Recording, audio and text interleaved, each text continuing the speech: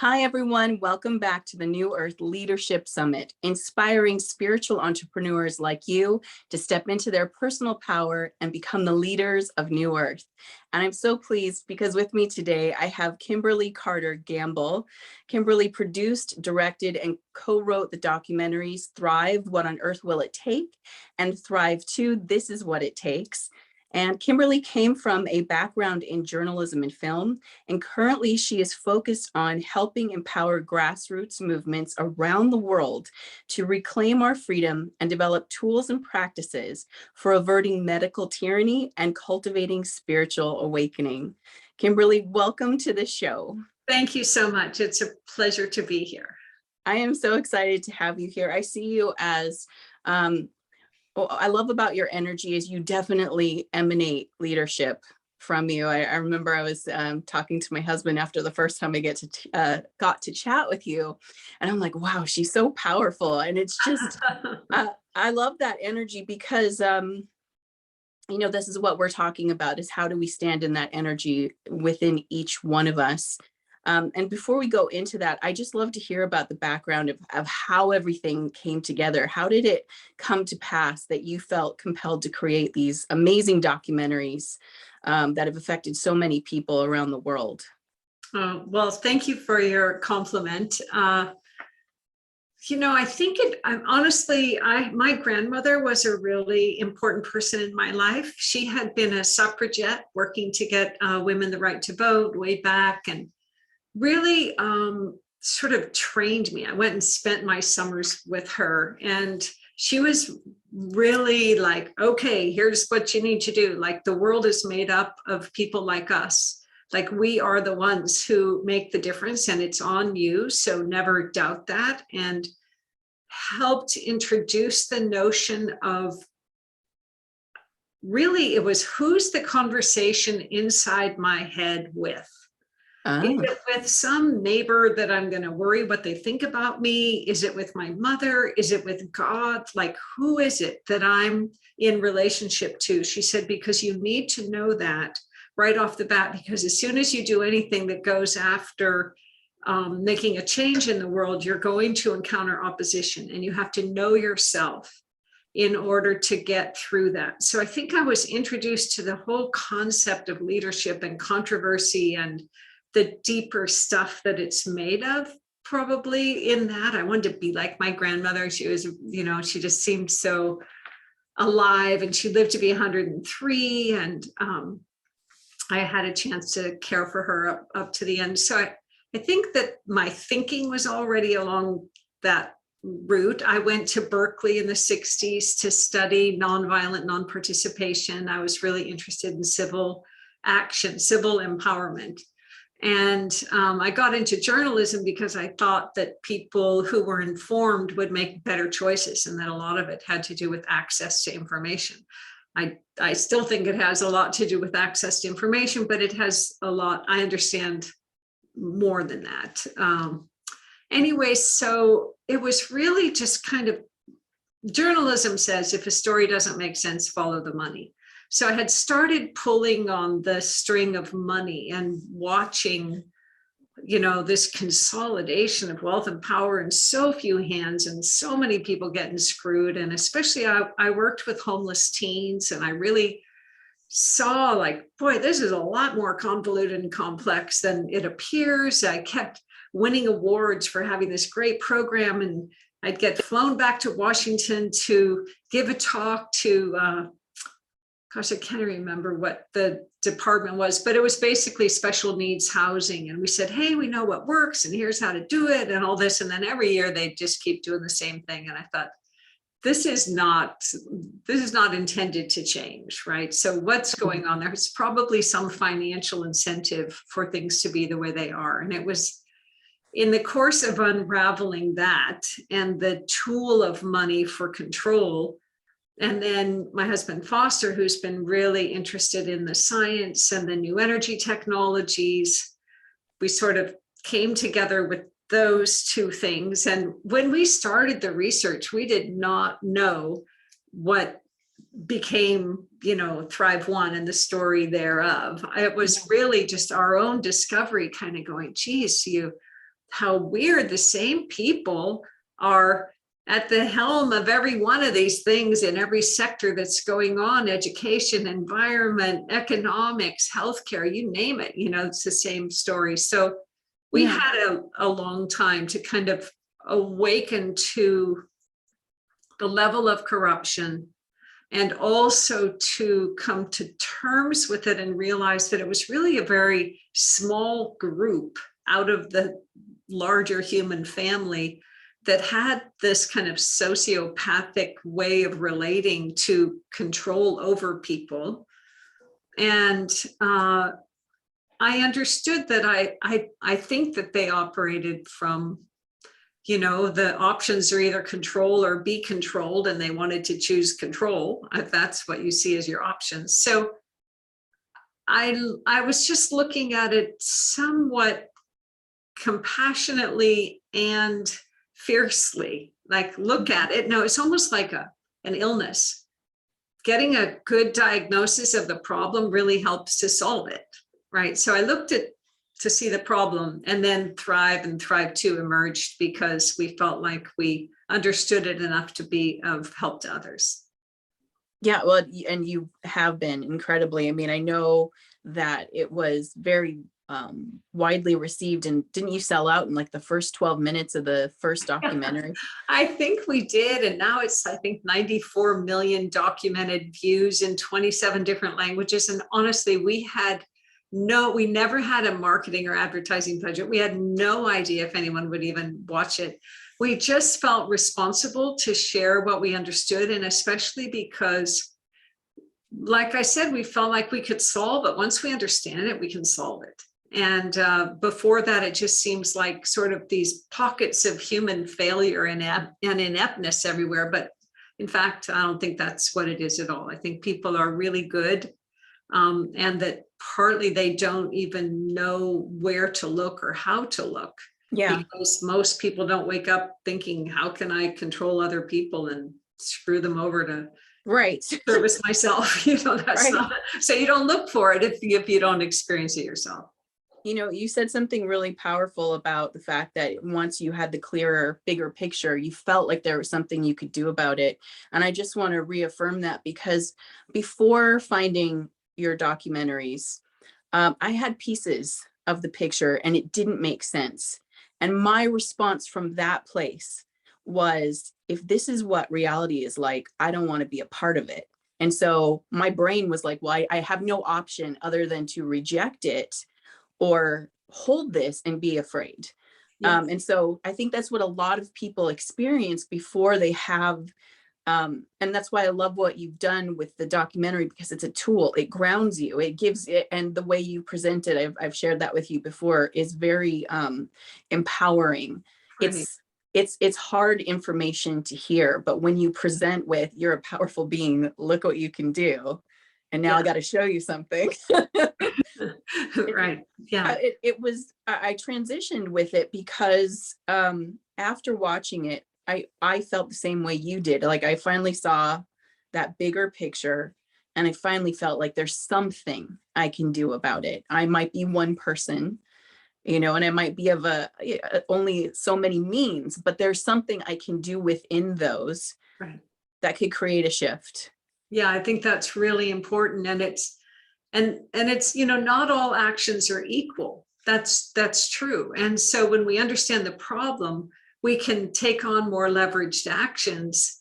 And at the same time, there's a place for each of us. Like, I happen to be a strategic thinker and a writer and filmmaker. So that's the place for me to contribute, or it was. I'm changing now in my purpose and what I want to be doing. But I think for everybody, whether it's music, education, any part of it that is your natural passion and aligned with your purpose, that's the part that's needed. It's just that then directed in particular ways when you understand, if you get that, like, what we're all going through now with this health mandate situation, which is a very serious affront to freedom of choice about our bodies. Like, when it, if it has to do with other issues? Can you choose, whether or not to have a baby? Can you choose when to transition out of the body? These conversations about our relationship with our own bodies, and do we own ourselves? And if so, what is our sovereignty in making decisions? And then how can you have some private organization in cahoots with the government, which is the definition of fascism, corporations and governments working together to basically, violate all kinds of things that were built in to protect individuals from then having their livelihood and their education and their health taken as in order to comply with something. So yeah, we need to know what's happening, understand the gravity of it, and then focus whatever our gifts are toward that. And that's why I think the conversation inside our own heads is so important, because it's so easy to look and go, oh my God, this is so huge, or it's so out of my league, or whatever. And it's like, no, it's not. It's actually just a world of people figuring out how to get along, and we need everybody. We do.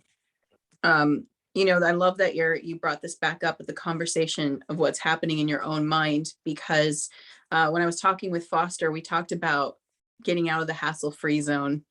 And he shared the story of when you had your aha moment. I just want to know, what was behind that? What was behind the laughter? Like, what was it? That was funny. That was funny. Well, I mentioned with my grandmother that she had talked a lot about who are you pleasing? Like, who are you looking to please in this lifetime? And, it's easy to sort of have a grand response in theory, there's that quote, I keep the company of men, but my conversation is with God. I think that would be what I would aspire to. But there I was, and I had these people like, oh my God, we were just attacked, with all this stuff coming our way. And it's sort of biologically challenging to have that happen, not to mention emotionally and spiritually and everything else. It's just, we want to be seen in a way that we see ourselves. And it was just so much lying and misinterpretation, all that anyway. And so I was pretty off center. It was just this drama unfolding, and I don't know if he described it, but basically what happened was some people would call ahead to wherever we were giving a talk and download all this misinformation about us, so that whenever we went to the places to give the talk, we had to be distracted with answering to they would put it out as in the newspaper. So we would be responding to what was in the local media. Anyway, yep. So we stopped to eat on our way to this one talk. And it was sort of so out of hand. And then I just realized, wait a minute, I don't even respect these people. If I'm gonna, if someone wants to disagree with me or whatever, that's totally fine.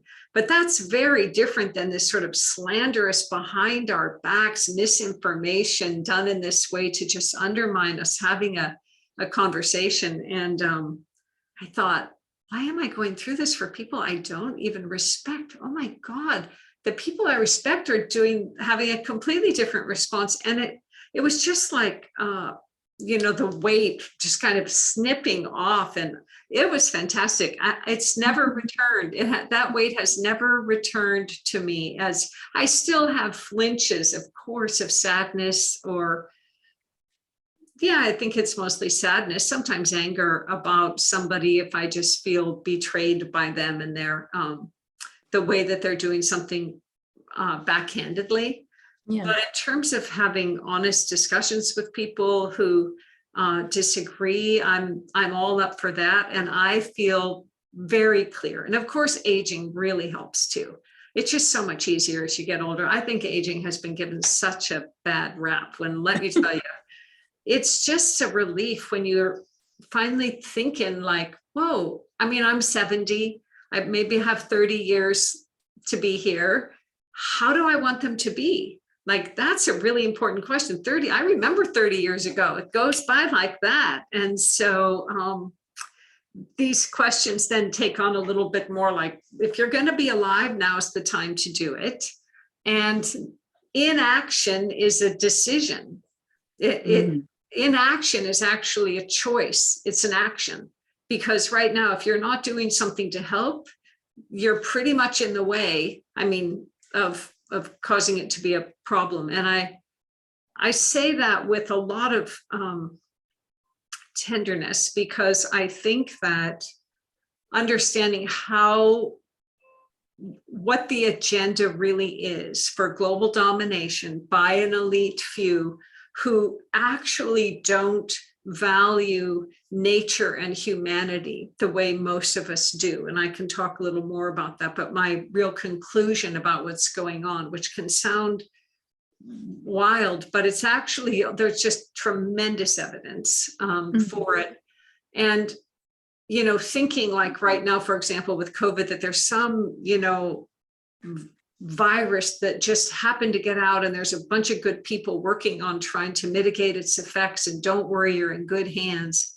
That's a lot easier of a story to handle than there's actually a very nefarious thing going on that is, has its tentacles in every sector of human endeavor.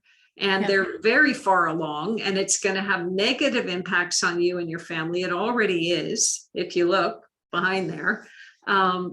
So that's not, and you're going to have to do something to help this not happen.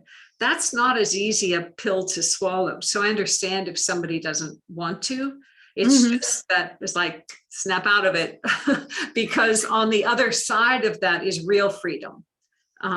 That's the thing to keep our eye on. Yeah, and this is like the most potent thing that's happening right now. And it is, it can be very convoluted if you're not kind of keyed in to what's been going on. And I know that everybody's at a different place when it comes to understanding this. Some people have been awake for quite a long time, like you. Other people, they woke up at different stages, and there's some people who, might never choose to see that. They might never say that that's valid to them.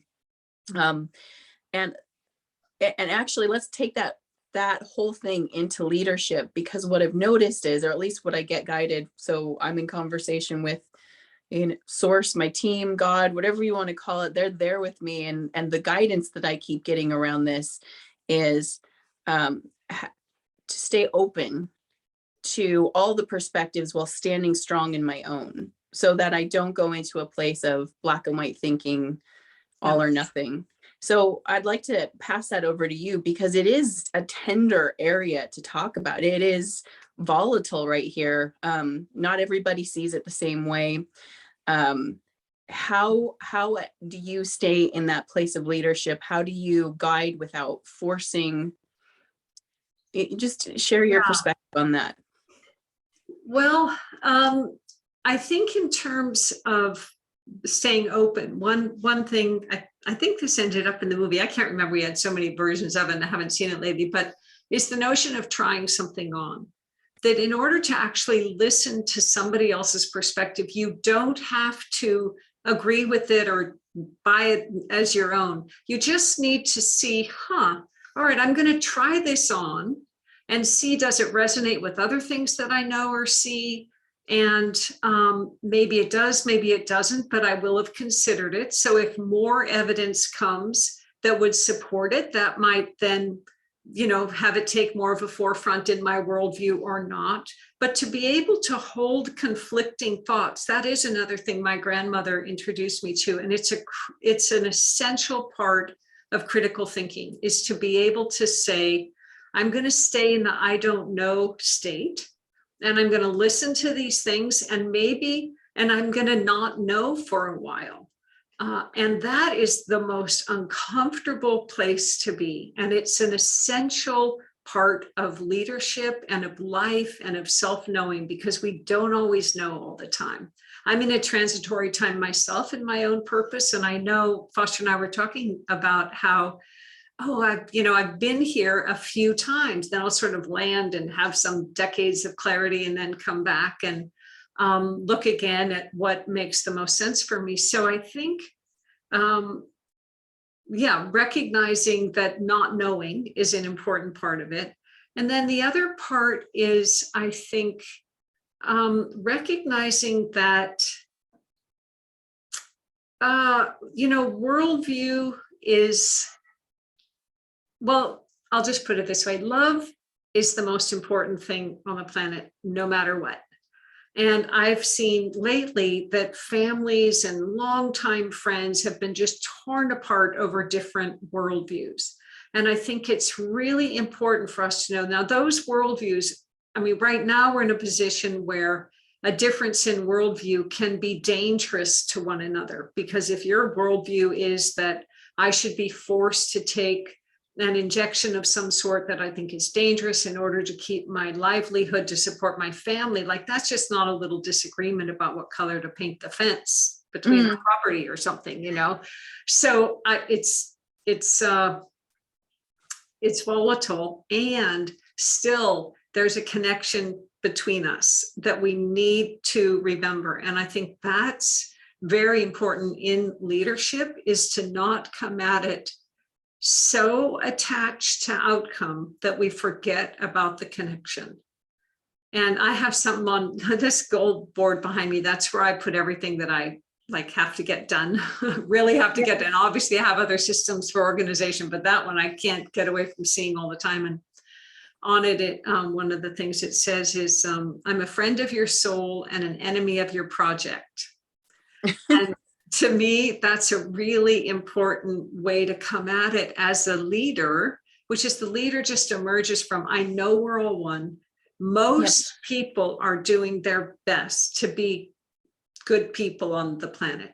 And in fact, it's that goodness in people that's most often utilized by the few elite controllers to get us to do things that, because we want to help each other. Of course, I'll go ahead and do this thing that's good for the group.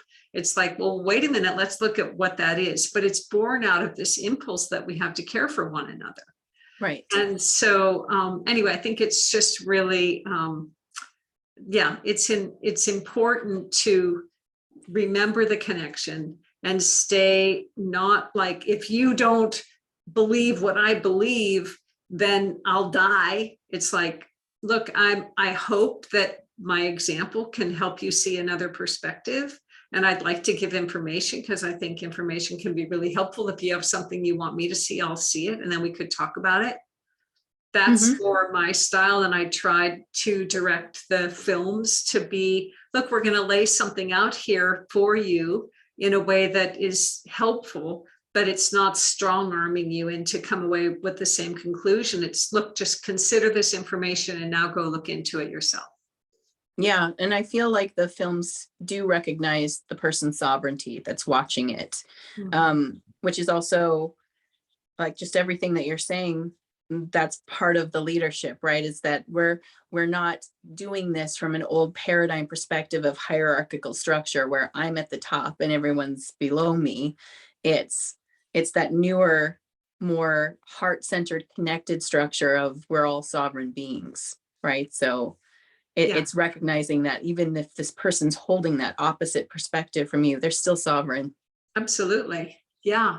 And I mean, to me, that's what it's all about. So I'll tell you, my understanding after decades of research, as weird as this sounds, is that there are some super well-funded, very powerful people and organizations who believe that nature and carbon-based humans are very inefficient compared to how we could be, and that an interface with AI to create a kind of hybrid human robot would be far preferable, and that, nature is to be conquered and controlled, and as our people, in order to achieve this highly more efficient interface where productivity is what it's all about. And I mean, for them, getting rid of sex and eating and those sort of wastes of time and natural cycles that can't be computerized and enhanced, like the farmerless farms and all the rest, chemical everything. That's that's their idea of optimum expression of life on this planet.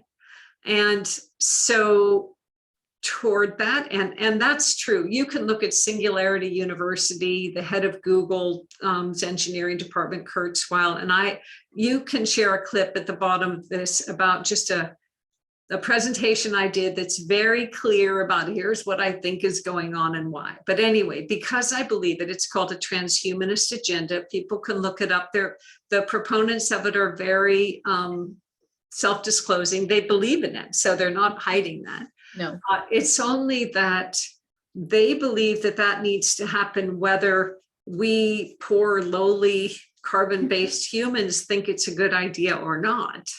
And so they're willing to do some involuntary things to help achieve that. And for those of us who revere nature and carbon-based people and sex and eating and humanity as it is in its true potential as humans, that's not something that I want. However, it is, there are billions of dollars, very powerful people going for it. So we need to figure out, so for me to say, ew, I don't like that. And then them to say, well, we don't like what you like. That's not going to get us anywhere. We need to actually be able to say, how do we proceed here? What is the violation what draws the line at violation? And that's what sovereignty means to me, is that we get to own our own bodies and choose what's done with our bodies. And in that, control our field, our consciousness, and our physical reality, and then figure out how do we coexist with others for whom that kind of AI interface. And believe me, we all, do you get a new hip? Do you have a bionic insulin reader in your body? Do you learn how, get some implant that makes it so you can learn languages very quickly? Or, there's all grades of this thing that people will choose, but we need to be informed about what's the end goal and who owns the data to our body. And so anyway, I see everything as a subset of that because I spent some time studying it, and I'm thoroughly convinced that that's actually what's happening. Yeah, they talk about the transhumanism agenda a lot in spiritual texts too. I had shared with you before, they're like Dolores Cannon's work, who is a famous, well, I don't know if she was famous, but she was a well-known quantum healing hypnotist who would talk to subjects under hypnosis, and they would bring up their own past lives, but also they would bring forward information about the collective.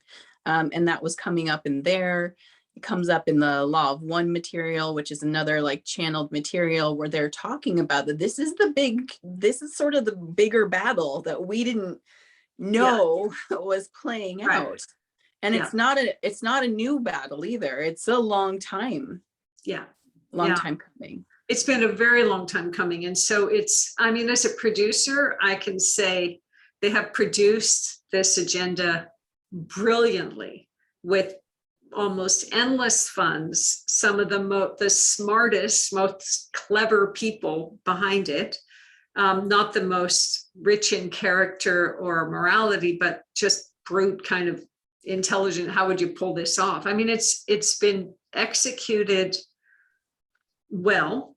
Yes. And so we have to wake up to that in order to say, well, wait a minute, maybe this involuntary injection on behalf of a virus, which, if you read Robert F. Kennedy Jr.'s book or any number of other resources from highly credible people, there's much to consider in this. And what if it's actually a subset of this other agenda to get us used to having this interface with pharmaceuticals and engineering companies, and who owns all this data to our DNA, and how is that utilized on behalf of this agenda? Those are really important questions, and kind of being creeped out by it doesn't really help. It just helps kind of looking at it and going, okay, well, geez, if I don't want this to happen, what can I do? And I think one thing is don't allow us to be, divide and conquer. Don't allow it that we're torn apart from our friends and family. Figure out a way to keep the love primary as we explore these things together. Yeah. Yeah. I mean, because that's the big tactic that keeps us all busy while they roll things out. And they do that to us over and over again. It's to the point where once you start seeing it a few times, you're like, here it comes again. It's coming again right now as we're talking. They're working on another round of how can they split us up and create this infighting so that they can continue to push forward other plans while we're not looking. Yeah. So, I mean, it's good that we bring it up. And again, just, it's interesting because I think sometimes our held beliefs around leadership is that a leader goes in knowing, how they're going to fix it.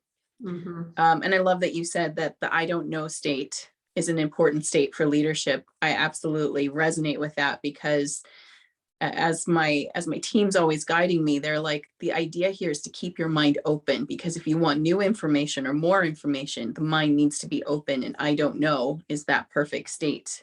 Right, exactly. And to fill in parts of it, recognizing like the people in the plan, that's knowable. It's not like, oh, we can't know anything. We can know a lot. And knowing how to be in right relationship with it and with the people in our midst, that's the part that's in our domain all the time. And to me, leadership is something that emerges from a relationship with ourselves. And it's that comfort to say, I'm going to name what I see, and then you name what you see, and let's have a conversation about it and move forward. And I don't underestimate or overestimate my place in it. I don't underestimate that all of my thoughts and actions and where I spend my money and how I spend my time matters. I am part of the overall collective reality, as each of us is, and I claim that, and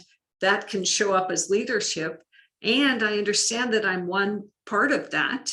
And so I'm interested in what other people are doing and seeing and how this all fits together. And I understand that for me, I don't focus so much on the goal. I know where my intention is very clear. I really want to dedicate myself on behalf of the sovereignty and freedom of humanity and the well-being of our planet and all sentient beings. That I'm clear that I want my actions to support that. And, every moment is an opportunity to be in prayer. It's an opportunity to contribute in some little way toward that. And either it manifests or it doesn't ultimately. It's just this moment. Am I behaving in alignment with that? Is my behavior unconflicted with my values? And if I can do that, and it's as little as, I was thinking about it. I went to the market and I had the shopping cart at my car, and I thought, well, I can certainly leave the shopping cart here. I could do anything with it, right? So what would inspire me to just go put it back where they'd like me to put it back? Or what would inspire me to be patient in this interaction with this person that's taking a really long time when I'm in a hurry and want to do something else? Or what, like all these little things that seem so insignificant are actually part of how am I being present and to whom? Like, am I just trying to have my behavior aligned with my values of, recognizing our interconnectedness and oneness and stay and cultivating love? Like with my family, I mean, we have a range of worldviews. You can be sure that just growing up with us doesn't mean that the kids buy what we have to say. Right? So we have kids who range in the whole gamut of it. And all I said to them is, look, there are two things to know. One, I will not be injected with this thing. And the other is I won't let this rip apart our family. So one way or another, we're going to stay in communication. And it won't happen that we get torn apart. And I said, I don't care if we talk about crypto. We're going to talk about something to stay in relationship with one another as we get through this. And I'm just so grateful now that our family, like my mom's in transition. I've just been with her. She's 97 and she's soon to pass. And our family's been gathered around, and the way that we've all just been able to sort of show up through through the discomfort, but the commitment. And I think that's almost like having conflicting ideas. It's also to be able to breathe into the discomfort, being human and experiencing the poignancy of these times, and of loss of what we thought was happening, and of loss of if we were just good things would happen, all that kind of stuff. It's a poignant human experience within a context of some kind of cosmic intelligence and beauty and perfection that we can barely grasp. And to stay in relation to both of those things, to me, that's what leadership is, because when you can stay in relation to those things, people will listen to what you have to say. It just happens. It's not like I'm going to go be a leader. I never thought of that. I just had people call up and say, what do you think about this? And I'll tell you what I think for what it's worth, right now. But if that looks like leadership, great. But it's all the result of something that's internal. That's so beautiful. I love that was what was guiding you as you move forward in this situation, that's maintaining that connection while, again, standing in your value and not imposing that value on others. Yeah. It's so beautiful and important. And one of the things that came up for me during that, because of course I'm in the same situation, it's like I've got my perspective that I'm sticking with. Everyone else, extended people around me making different choices. And I noticed that if I go into the human side of me, right, I get very upset and angry. I don't understand, I don't understand why you're not seeing what I see. And so I've learned to acknowledge that on a human level, I don't agree, but on a soul level, I trust you and I love you. Exactly. Yeah. That's what it's all. That to me is leadership, because that's what people want to be around. They want something that gives them a way to honor how hard it is to be human. It is, I think about it because there's, here's my mom. She's finally getting out of her body and her mind and all these constraints that have been so challenging for her. And she's 97. It's perfect. And it hurts. It's like, how can those things, it's just biologically, I'm in a tender, painful moment around the loss of my mom, who I see is having the dream parting. It's perfect. And it's like that with so many things. And if you can be that, then when someone else is in the middle of it with her dad, and she said, oh, it's so comforting for me to talk to you. And I thought, probably just because I'm being real, instead of just saying, oh, it's so cosmically perfect and attuned, and now she's going home. And it's like, of course, I know that. It's just that I'm hurting. What do I do with the hurt? And I think that being able to say, your worldview is driving me crazy right now. Like, this is really hard. I can't figure out how you could be my kid and believe what you believe, and okay, here we are. I love you dearly. Tell me about what's going on, so I think that's really what it's all about, is having just the honesty and the courage. I was thinking I've been really courageous. I think it's been a value of mine. And it hasn't been that hard for me to just sort of say what I thought and stand up for things. And I thought, can I turn that same courage that I've shown in my activism or my writing or my producing into my own personal development, and let it be like I was driving back from being with my mom, and I just felt this burn of discomfort and the place, anyway, I had lots of human reaction of grief and pain. Actually, I had pain, and it was physically uncomfortable. Yeah. And I thought, oh, it would be, I could do something, right? I could stop at my brother's and do blah, blah, blah. I thought, or I could actually just breathe into this. And I had to pull from the courage that was more comfortable for me in action and more courageous in my being able to be outspoken about something, and pull it inward and put it into my breath, to just stay with my breath and be in that discomfort. And then lo and behold, emerge on the other side later in the day, feeling a kind of quiet comfort, and noticing the response of people to me was they were sort of drawn to me. And I thought, oh, they're drawn to what I just went through. That even the woman at the hotel, because said something. Anyway, I could tell that this is probably what real leadership is all about. Absolutely. And emotional mastery is what you're talking about there too, that willingness to be where it's uncomfortable, Yeah. which the old paradigm was supporting getting out of that, do anything to get out of it, right? That's why we had such high levels of avoidance and addiction and, dysfunction. And I feel as we're shifting into this higher vibration of consciousness, I mean, we can already feel that shift. There's so much. I just want to say that there's also so much to be, and I know you know this, excited and truly like ready to receive. There's so much coming in with all of this. And I think it's actually, if I step back and look at it, it's a really perfect metaphor about what you're talking about understanding on one level that there is this beautiful transformation happening. Your mother's soul is going to be reunited with other parts of herself, and she's going to experience that. That you feel it.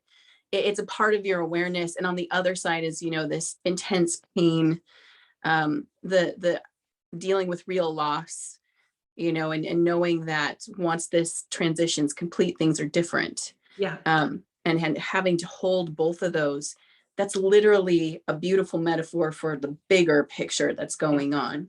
So yes, there is pain and suffering. There's things that we have to look at that are, if you haven't looked at it yet, or if you just start looking at it, they're overwhelming and intense.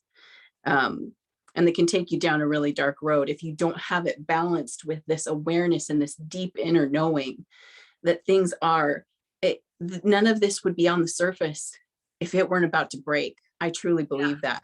Yeah, I completely agree. And knowing that, in fact, it's funny, a friend of mine was, she's, Therese Collins, who you have on your show too. Well, she's my wonderful, longtime closest girlfriend. And she was saying, hey, on your ride down to care for my mom, she said, why don't you think about these three things? She's been doing it in her retreat.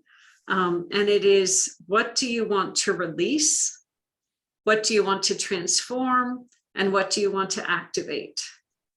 And as I was thinking about that and about what I want to release, I realized I want to release any final remnants of doubt that I have about the glory of this infinitely intelligent, beautiful cosmos and how it is coming to be through the turmoil of these times. I know it. I absolutely know it. And it's sort of like, pretending like I'm on ayahuasca, because when I'm on ayahuasca, of course, I can see it perfectly. So it's like, okay, bring that in here, as I'm driving along thinking, I just want to release any doubt that ever seeps in. Because when I come from that state, then the poignancy or the pain is just the poignancy and the pain within that. And I think it's really important for us to be able to name it all, because as this new world is coming, I mean, I hear people say a lot,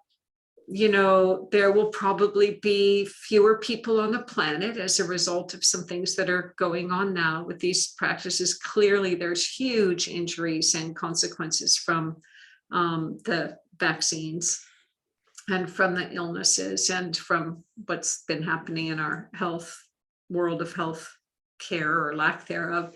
Anyway, and it's like, whoa, that's okay, well, I don't want to just skip by that, I've got kids who've taken the stuff. I've got dear people who I love. And if it's true that there are going to be these consequences from this stuff, that's a big thing, even if where it gets us is into a whole new world of awakening, which I do believe.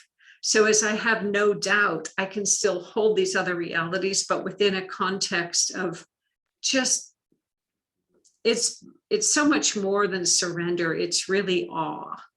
It's awe at just the remarkable, intricate unfolding of how this comes to be. And what a vulnerable, sweet, powerful, tender place it is to be here now within it. Yeah, that's it. As you were talking about it, again, it's like there's so many. I always look to nature to find the truth, right? If we want to know what the truth is, look at the patterns of nature. And as you're talking, all I'm thinking about is giving birth. It's like, of course, we're in this terrible pain right now, but we're also birthing something amazing that's coming. Like we know it's coming. Absolutely. And so what you're talking about just is bringing me to that moment where I'm feeling both of that, and anyone who's given birth knows that sensation of like, this is the worst pain I've ever experienced. I can't do this. No, That's right. Like I changed my mind. I'm done. Yeah, exactly. And just how quickly it all transforms. And like, and also being able to hold in the back of your mind, there's something else coming here that's more important than this pain. Right, exactly. That's really, really a valuable metaphor. I know Barbara Marx Hubbard used to talk about the transition in birth. That real process called transition is when you think, never mind, I changed my mind, I can't do this, forget it. You get through that and there's the birth. And the best thing I have found, in one of my daughter is a doula, and she said a lot of times it's just to remind the birthing mother, you're going to have a baby. You're going to have a baby. Like there's a new world coming. That's sort of our version now of you're going to have a baby. There's a new world coming, and everything that you're going through now is part of that. This is the birth experience, and you are strong enough to do it. You wouldn't be here if you weren't. I really think that's true. Just like we were made to be able to do the birth process, and we're made to get through this into the birth process. This has been, like you said, it's been channeled and coming for a long time. Yes. And here we are, right on time to bring our full selves to it. And one other thing I want to say about leadership is that I think it's important to recognize that it's not a 24/7 thing.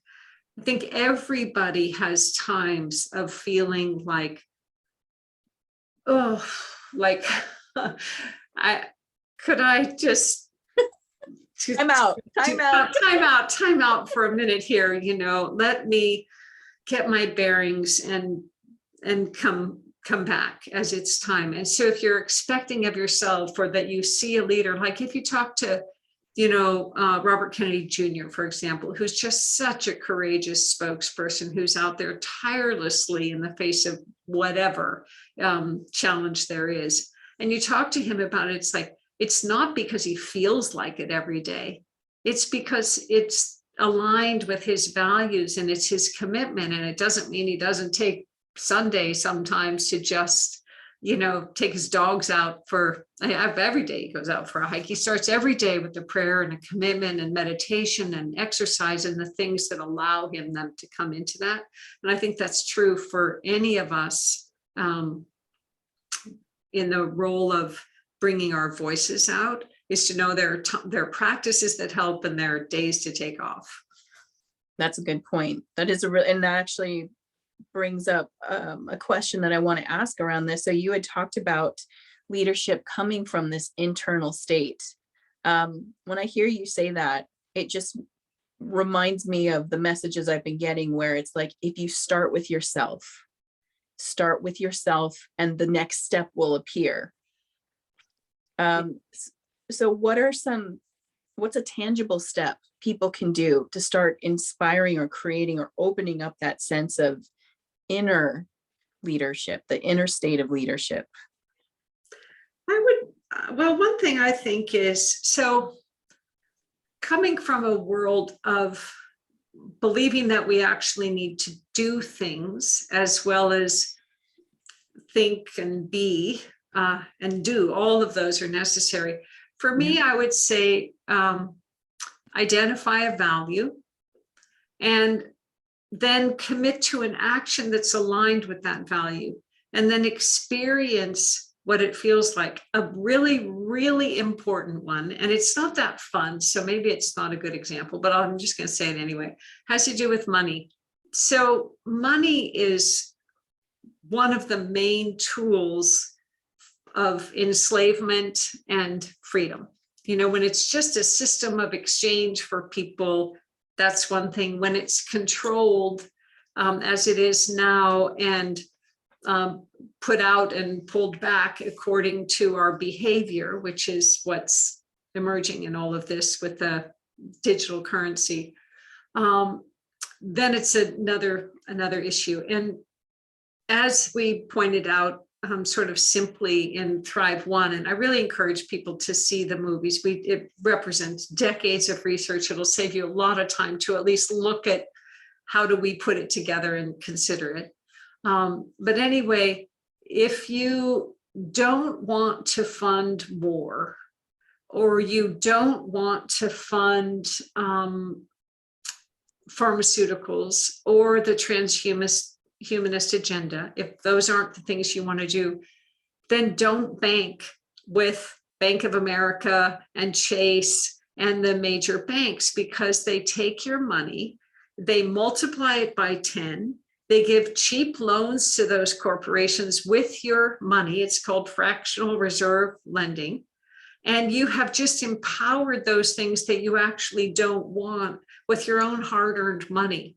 And that disconnect matters, because you're actually putting out a prayer and a vote for something that you don't want, and it registers in the field. And if you just move your money into a local bank that makes local loans to people wanting to buy a car or a house or whatever, just getting congruent both empowers the solution while disempowering the problem all at the same time. And it's kind of a draggy thing to do. Actually, take some time. You have to go to the bank, move it, go set up a new account.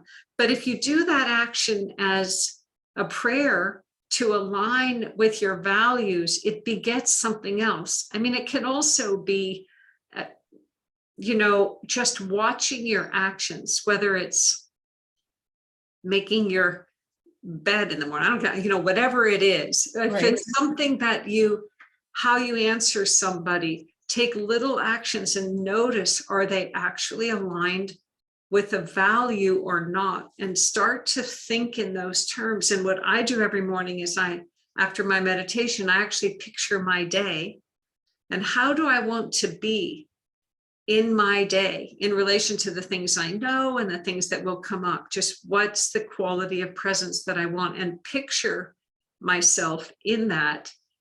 And then, if I don't do it that way, to come back and with compassion. And if I do, experience the grace that I can feel when I have unconflicted behavior, passionate intent and unconflicted behavior.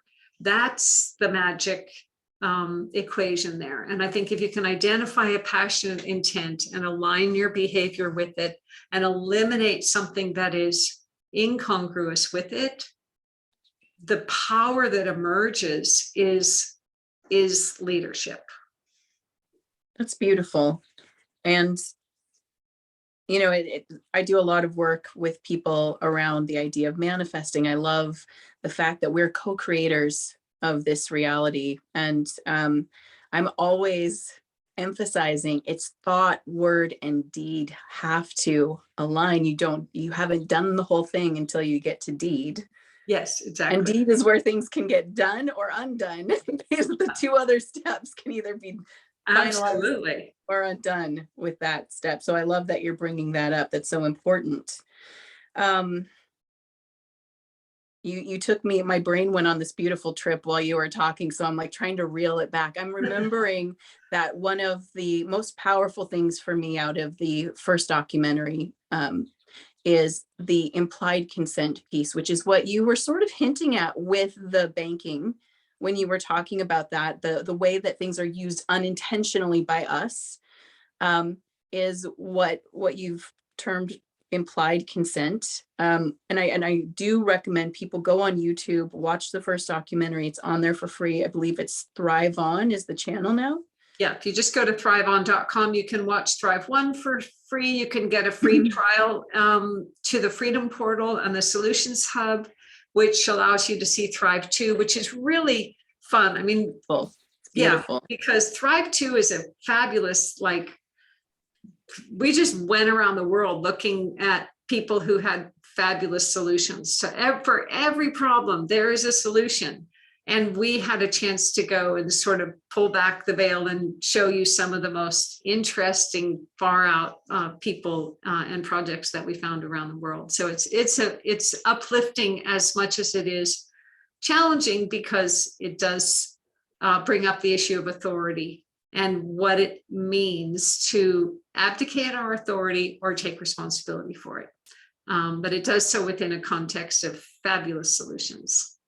Well, I love that you brought that awareness out with the implied consent. It was a very powerful piece for me personally. That was the first place where I was like, I have power here. Yes, yes. You have huge power, because if you think about it, the fact that, let's say you put $100 in the bank and they multiply it times 10, they only have to keep 10% in the bank. You've just given them $900 to fund something.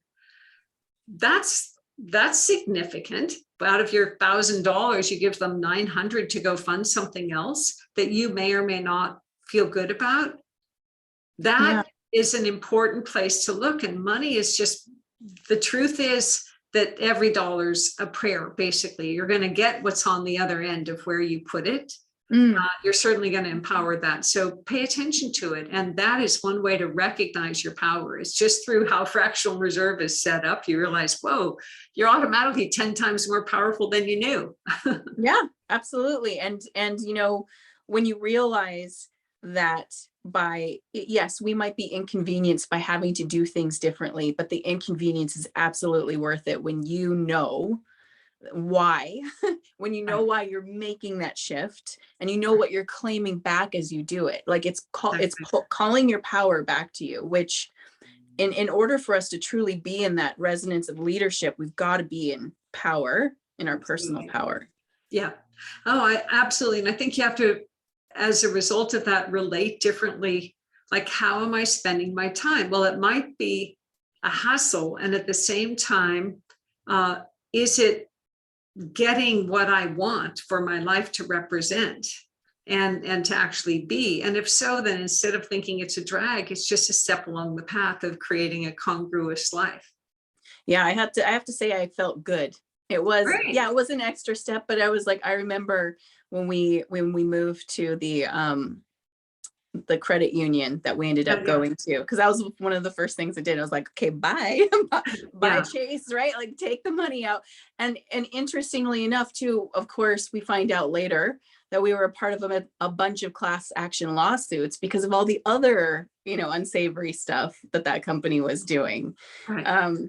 So, but it felt good. Like, it was that it's one of my pet peeves is that people diss responsibility so much, because responsibility is where the power is. Exactly. Right. Yes. And so when you actually start to get excited about what you're responsible for, you start to connect in your mind that what I have is because I have this responsibility, like what I've been given by source is mine to, be guardian of. Yes. And that's a good feeling. And I'm encouraging people to get excited about responsibility, because you grow in capacity as well. Your life grows when you accept what you've asked for, right? Exactly. Yes. I couldn't agree more. Yeah, I feel good about it too. I mean, what else is there? I mean, I think that's one of the gifts I know I'm in right now. As I mentioned, with my mom passing, it's a chance to go, this isn't so far off. Like, my greatest fear growing up was that I would get to the end of my life and feel that I hadn't fully lived. It was like, I don't care what I do, I am not going to let that happen. So I've been very adventurous, but mostly because I did not want to be there and go, oh, shoot, like I forgot to actually take the time to create the life that I knew was possible. Like we know it's possible to create a good and meaningful life. And it starts with our thoughts and aligning our actions with those thoughts and our practices and coming back again and again when we falter. That's what's involved in that. And then in the end, and we're all going to come to some time to transition, we can look back and say, yes, I was alive and I took responsibility for my life here and didn't somehow go, oh my God, I did what my, what my mother wanted, what my neighbor thought, what my whatever. It's like, it's you get to live this life. That's right. And, you talked about courage being one of your best or most accessible qualities, which I admire that so much. And for me, courage is, the ability to have the open heart and take the risk. Yeah, that's great. Yeah. So I'm definitely encouraging people with this summit to open your heart, take the risk, right? Take that leap of faith into standing in your personal power. Because whatever you're called to bring forward in this world, we need you and want you, and we're ready for you to do it. Absolutely. And I just want to touch on before we go, the Freedom Portal. You're giving people a free trial of that. Can we just talk about what's inside there for people? Yeah, sure. So in our films, which you'll see for free to give you a taste of all of this, we hit on all kinds of things, but even in a 2-hour movie plus to our 10 minutes or whatever it turned out to be, there are things that we can't get deeply into. And Foster is a real scholar and has done some amazing thinking, deep thinking about each of the things that we brought forward from every sector. We look at every sector of human endeavor, from the possibility and the current reality and what's needed to get between those two. And so the Freedom Portal is a place where 3 Saturdays a month, and you can listen to it if that's not a convenient time, but he sort of dives in to unpacking what's really going on in that sector from the highest level, and then who's doing what about it, and what is that path, like I said, between the two. So it's a really fabulous community of people from all over the world, because our movie's in 27 languages. So we have a wonderful global network of people, and it's just such a good way to feel connected to people who are really committed to aligning their lives with their values and to understanding more and to, listening to each other and sharing their different ideas and considerations. So the Freedom Portal dives into each of those, and there's a real community, like I said, involved, and it's on something called the Solutions Hub, because one of the things we realized is that while there is a lot of information and good information out there for people to get, human relations and the ability to organize and take action together is something that we still haven't really mastered as people around the world. And yet there are so many people who care and do want to do something, especially as you wake up to this and go, well, what can I do? The Solutions Hub is designed to help you find each other by region, by topic, by issue, by action. And it's where this Freedom Portal conversation happens.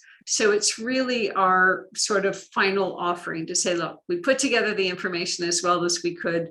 Foster's done this tremendous deep dive. And now here's a free web app in the form of a Solutions Hub.